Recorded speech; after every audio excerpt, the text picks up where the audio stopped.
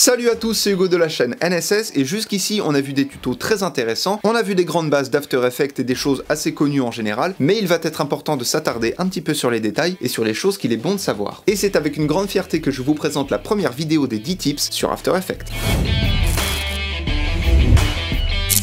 Vous l'aurez sûrement remarqué, mais dans les outils en haut de notre écran, on n'a pas l'outil Cut comme sur Premiere Pro. Pourtant, il existe un raccourci qui va vous permettre de faire des cuts. Vous sélectionnez la piste en question et vous faites le raccourci CTRL-MAJ-D, ce qui va scinder votre piste en deux fichiers distincts, et le fichier qui ne vous intéresse pas, vous avez juste à le supprimer. Et là du coup, vous avez fait un cut. Les deux pistes qui sont là ne font pas la même taille, et j'aimerais agrandir celle du renard pour que ça rejoigne le solide. Le solide en l'occurrence, c'est le spectre audio. Pour ça, je me place à l'extrémité de ma piste et je vais venir la tirer, et en même temps je vais maintenir la touche Maj pour avoir cet effet de magnétisme qui va me coller ma piste pile au bon endroit. Imaginons que vous voulez modifier la résolution de votre composition, parce que rectangle c'est bien, mais en carré ce serait mieux. Et bien avec le raccourci CTRL-K, ça vous ouvre les paramètres de votre composition, et du coup vous pouvez modifier sa taille, appuyez sur OK, et vous avez votre composition qui est modifiée. Vous le savez, dans Premiere Pro, on peut imbriquer des éléments pour faire du rangement et donc y voir plus clair. Et bien là j'ai envie d'imbriquer la musique, le spectre audio et le renard, donc je sélectionne les trois, vous faites CTRL enfoncé et vous sélectionnez vos fichiers. Une fois que les éléments sont sélectionnés, vous faites un clic droit, précomposition, c'est l'équivalent de imbriquer. Vous avez la petite fenêtre qui vous propose de le renommer, personnellement je vais le laisser comme ça, vous appuyez sur OK, et là vos éléments sont contenus dans une seule et même précomposition, c'est le même principe que sur Premiere Pro. Quand vous faites une animation, pour vous déplacer entre vos images clés, vous avez deux solutions. Soit vous utilisez les petits boutons qui sont sur la gauche que vous connaissez déjà, puisqu'ils sont aussi sur Premiere Pro, donc avec les flèches vous naviguez d'image clé en image clé, ou alors vous utilisez la touche K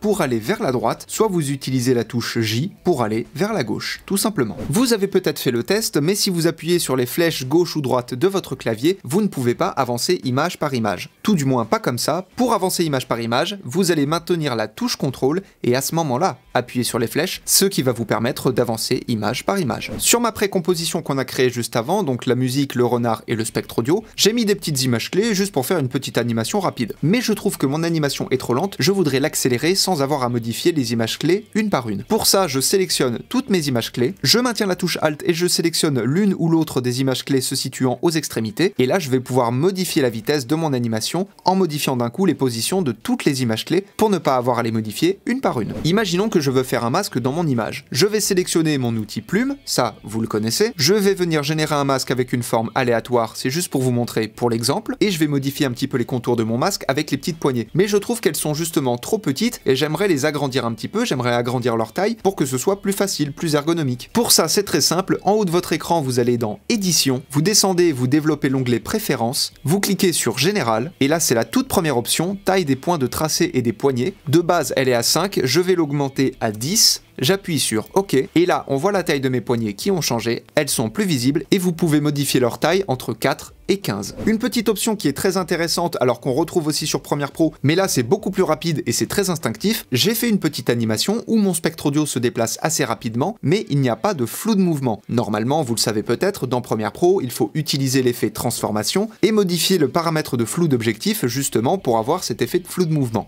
Et bien ici, on aura juste une case à cocher. Mon animation est sur la précomposition numéro 1, et donc je vais cocher cette case-là, en dessous du symbole flou de mouvement, je coche ma case, et là directement, on voit le flou de mouvement qui est appliqué, et si je lis à nouveau mon animation, c'est beaucoup plus fluide, c'est beaucoup plus sympa. Pour terminer, vous le savez peut-être, mais exporter des fichiers en H264 depuis After Effects, c'est un petit peu compliqué puisque l'option n'est pas forcément de base dans le logiciel. Le format H264, pour vous rappeler ce que c'est le format le plus optimal quand vous exportez une vidéo depuis Premiere Pro, notamment quand c'est destiné aux réseaux sociaux, YouTube, Insta, etc. Et si vous ne le saviez pas, c'est cadeau. Et donc pour exporter une vidéo dans ce format depuis After Effects, vous allez aller dans Fichier, Exporter, et au lieu de cliquer sur Ajouter à la file d'attente de rendu, qui est le mode d'export classique sur After Effects, vous allez ajouter à la file d'attente d'Adobe Media Encoder. Là, bien évidemment, vous avez Adobe Media Encoder qui s'ouvre, ça ne change pas. Une fois qu'il est ouvert, vous avez ici le format, ici le codec, et ici le nom de votre fichier. Je vous invite à cliquer sur la première petite flèche à côté du format, et à choisir H264. Ensuite, on va choisir le codec, donc on clique sur la petite flèche et vous sélectionnez ce qui vous intéresse. Personnellement, j'ai déjà mes préconfigurations, mais en gros, c'est YouTube 1080p Full HD. Et pour finir, vous choisissez l'emplacement de votre vidéo dans vos fichiers. La différence entre le fait d'exporter la vidéo en AVI ou en H264, c'est que l'AVI pèse beaucoup plus lourd, ce ne sera pas en .mp4 et ce sera pas optimisé pour ce que vous voulez en faire. Et encore une fois, et j'insiste vraiment dessus, c'est vraiment beaucoup plus lourd. Avec le H264, vous avez un mix parfait entre compression et qualité, et vraiment pour toutes vos vidéos, à part quelques exceptions, je vous recommande le H264. Et pour finir, une fois que vous avez sélectionné tous vos paramètres, vous appuyez sur la petite flèche en haut à droite, l'export se fait, et vous retrouverez votre vidéo dans vos fichiers. Je trouve que cette vidéo est très importante parce qu'elle regroupe énormément de petites techniques, de petits raccourcis, de petites choses qu'il est bon de savoir pour faire passer son workflow à un autre niveau, gagner en rapidité, en confort, bref, c'est que du bonheur. Et en attendant d'apprendre de nouvelles choses toujours plus pratiques, apprenez, utilisez et progressez dans vos montages. La plateforme pour me soutenir ainsi que mes 2 comptes Instagram sont dans la description de la vidéo. Je vous fais des bisous et à plus.